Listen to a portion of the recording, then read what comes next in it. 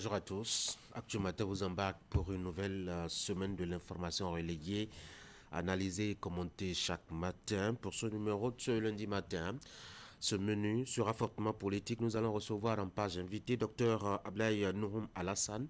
Il est maire de la commune de Pereret. Avec lui, nous allons parler politique, notamment pour ce qui concerne la réception du choix des candidats de la mouvance pour la compétition électorale d'avril prochain. Mais avant, nous allons évoquer quelques sujets liés au développement de la commune et de l'actualité. Notre débat va porter sur l'actualité politique de l'heure. Il s'agit de la désignation du duo de la mouvance présidentielle pour la consultation électorale l'année prochaine. Deux axes à analyser. Le choix de Mariam Chabi Talata pour former le duo avec Romuald Ouadaï. Nous allons voir ce que cela pourrait bien signifier en termes de militantisme, surtout en faveur de la vice-présidente. Puis nous allons interroger les éléments politiques qui ont pu déterminer le choix de Parakou pour l'investiture du duo le 4 octobre prochain. Bienvenue à tous.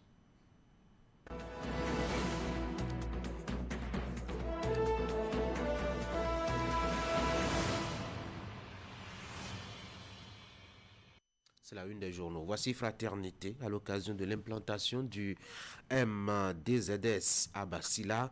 Le mouvement des Ongo apporte son soutien au tandem Ouadaï Talata. L'honorable Issa Salifou et Soui mobilise la Donga sous la bannière de l'UPR. L'écriture est très petite, il faudra zoomer. André Alikhonou, psychologue clinicien à propos de la déviance sexuelle en milieu scolaire et universitaire. On ne doit pas seulement cultiver l'intelligence linguistico-mathématique, mais aussi l'intelligence sociale.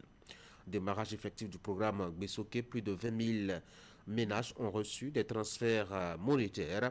Et puis vous avez désignation de Romuald Ouadaï. Nous allons nous mobiliser pour les porter à la magistrature suprême, a dit Emmanuel Rounoussa. Le duel à mort, c'est le titre de l'éditorial signé Anissé Carlos Oké dans les colonnes de Fraternité ce matin. L'investigateur, tribune de chat, l'empathie, ce fil invisible qui humanise nos rapports. Le potentiel, obsèque du deuxième vice-président du Conseil économique et social, les hommages dignes d'un homme d'État rendu à Emmanuel Golou. La relève, veille politique et citoyenne, les démocrates, les conciliables pour sortir le duo choc à la présidentielle de 2026. Le quotidien, sinon l'hebdomadaire, le champion. Deuxième tour des éliminatoires mondiales U20 féminin des Amazones sans pitié. Nous sommes là en football. Jack Pata, présidentielle de 2026 vers un challenge entre trois duos. Le journal Les 4 vérités, élection présidentielle de 2026, Renaissance nationale valide, Ouadaï. Visa Info, absence du Bénin aux mondiaux de pétanque en Italie. Ministère des Sports et Fédération béninoise de pétanque s'accusent. La Nouvelle Tribune, élection générale de 2026 au Bénin, le scrutin législatif, nœud gardien de tout le processus électoral. Le quotidien, la cloche pour continuer, choix budgétaire de l'État béninois pour l'exercice 2026, la presse traitée en parent pauvre. Matin libre présidentielle de 2026, le 20 débat sur l'autoparrainage, une pure invention du parti Les Démocrates. On pourrait avancer avec Adjatia News, AG électif de la Fédération béninoise de handball, vers une reconduction sans opposition de Sidikou Karimou. Voici l'informateur. Après avoir réaffirmé son soutien à Ouadaï, puis du parrainage de Basile à Rossi. Le matin pour continuer, Conseil économique et social, les adieux des présidents d'institutions à feu.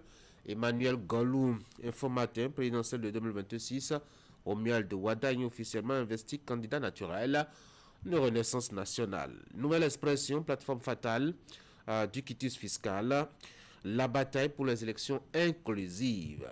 Nous sommes avec l'indépendant à présent pour une victoire écrasante de la mouvance en 2026. la RNCL, l'Union sacrée autour de Romuald Wadagne. Fraternité pour la deuxième lecture. À l'occasion de l'implantation du MDZS à Basila, le mouvement des Zongo apporte son soutien au tandem Wadagne Talata, l'honorable Issa Salifou et Soui mobilise la Donga sous la bannière de l'UPR. André Alikhonou, psychologue clinicien, à propos de la déviance sexuelle en milieu scolaire et universitaire.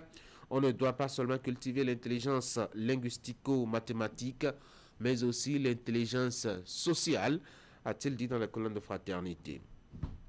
Démarrage effectif du programme Gbesoke, plus de 20 000 ménages ont reçu des transferts monétaires. Contrôlez votre solde sur votre portable. Et puis, désignation de Romuald Wadagne et Mariam Chabitalata comme duo de la mouvance. Nous allons nous mobiliser pour les porter à la magistrature suprême, a dit Emmanuel Nonsa. L'éditorial de Anissé Carlos qui est publié dans les colonnes de fraternité ce matin, le titre Duel à mort. Voilà donc ce qu'on peut retenir la une des journaux ce matin dans les colonnes de fraternité. Pour vous intéresser rapidement, je dois dire, à cet article qui, ma foi, occupe largement la troisième page du quotidien, le mouvement des Zongo, qui apporte son soutien au tandem Wadagne Talata. C'est sous la conduite des deux députés, l'un actuel, l'autre ancien. Le premier, Issa Salifou, le second, Soui, qui mobilise notamment la Donga sous la bannière donc, de l'Union progressiste Le Renouveau. Faites un tour dans les colonnes de fraternité, lisez un peu à quoi ressemble cette mobilisation et quel est son objectif. Et puis on va parler actualité à l'international, notamment à la page 9 et 10. Pour la 9, le Royaume-Uni, le Canada et l'Australie reconnaissent officiellement l'État de la Palestine. Vous connaissez cette actualité, notamment avec l'invasion de l'Israël actuellement, de la bande de Gaza. Désormais et à tout de rôle, les nations à travers le monde reconnaissent l'État de la Palestine. Et puis, il est attendu aussi que le président français fasse de même en tout cas au cours de la journée, si cela n'est pas déjà fait actuellement. En Afrique, il y a eu un référendum hier en Guinée-Conakry. Les électeurs ont voté pour le projet d'une nouvelle constitution. Alors, de quoi cela parle et que renferme ce nouveau test? Fraternité s'est attardé un peu sur le contenu à la fois du document, mais aussi le déroulé de cette consultation électorale. Des poids lourds de l'opposition ont appelé au boycott du référendum, avec notamment quelques raisons évoquées ça et là. Achetez Fraternité, lisez et informez-vous. Je vous propose maintenant qu'on passe au deuxième acte d'Actu Matin. C'est le bulletin d'information avec la présentatrice de ce matin, Florence Bossa. Florence, bonjour. Bonjour à vous, Tanguy. Bonjour à tous. On va ouvrir avec notamment une autre politique, le soutien à la candidature de Romuald Wadagne à la présidentielle de 2026. Le mouvement pour le développement des Zongo, je vous en disais un mot, et sympathisant MDZS à Donga se met dans les rangs. C'est à travers un meeting tenu à Basila le week-end écoulé. Celui-ci a connu la présence de l'honorable Issa Salifou, que vous avez à l'écran là, représentant le président de l'Union progressiste Le Renouveau. Détail à suivre. Et puis, l'identité légale, ce passeport de citoyenneté, un moteur de développement s'impose aujourd'hui à tous. Une révolution silencieuse portée par l'Agence nationale d'identification des personnes. La rédaction de Canal 3 Bénin s'est intéressée au rôle majeur que joue cet ensemble d'informations sur un individu, sa déclaration de naissance en passant par l'inclusion financière. On vous en dira deux mots. Voici le bulletin.